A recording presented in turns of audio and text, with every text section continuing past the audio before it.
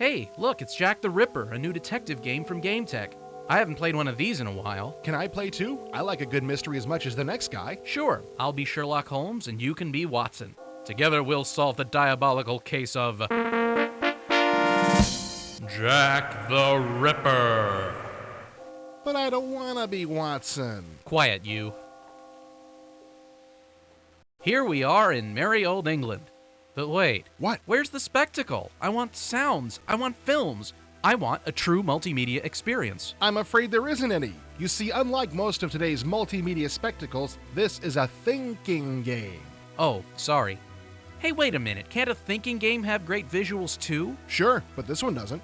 Oh well, I suppose I'll settle for the pen and ink drawings and these nice location graphics. They might not be mind-blowing, but they're well executed and they do a good job of setting the tone. They certainly do. Yep, there's no doubt about it. This game has a dark and moody tone. Hey, doesn't the sun ever shine over here? I'm starting to get a little depressed. Never mind the tone. The neat thing about this game is its use of premises. Whenever you interview someone or look at a clue or read the newspaper, you can click on the text you find there. If you click on a clue that could potentially be important, it gets highlighted and you can save it as a premise. Right. Then after you've collected all the clues you need, you get to sort them all out and develop your case. That's the hard part, because if you don't explore enough, you won't have enough premises, and if you spend too much time digging around, then Jack the Ripper will pay you a personal visit. Yep, it's more challenging than you might expect. You don't just want to collect every premise in sight, or you'll spend a long time later sorting out the useless facts from the truly useful ones. Now, since the price of crumpets was precisely 3 shillings on the night of the murder, oh bother. Most of the game is spent in exactly this way. Interviewing people, reading the newspaper, looking at clues. There's a lot of information to collect.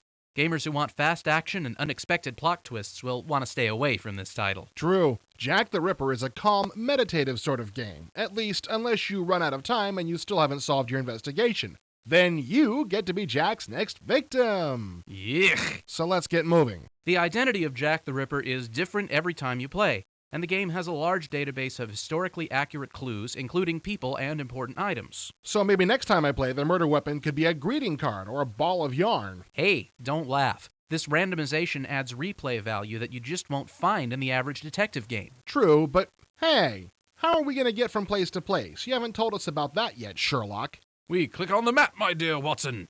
The rather old-fashioned travel map plus the minimal use of graphics and sound will make many people feel like they're playing a game from a few years ago.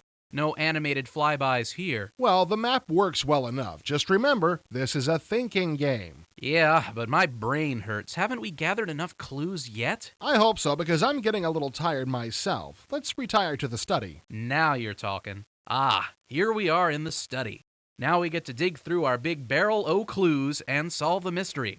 Are you ready, Watson? Sure, but how does it work? You take a pair of premises from your list and slap them onto the blackboard. If those two premises can be combined to make another premise, that new premise will appear in the third slot on the blackboard. By creating and combining more and more specific premises, I'll eventually solve the crime. That sounds reasonable. Hey, don't lean so much on the blackboard.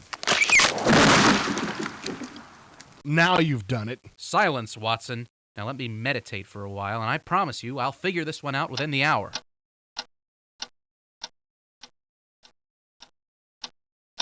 Now, if the cook was hiding in the basement, but the policeman was in the alley, then that means that, Sorry, Sherlock, but while you were busy over there, I solved the crime. No way. Here, have a look at the newspaper. But don't worry about it because you're not alone. Jack the Ripper definitely isn't for everyone. But for gamers with a lot of patience and a love of detective stories, this title is definitely worth a look.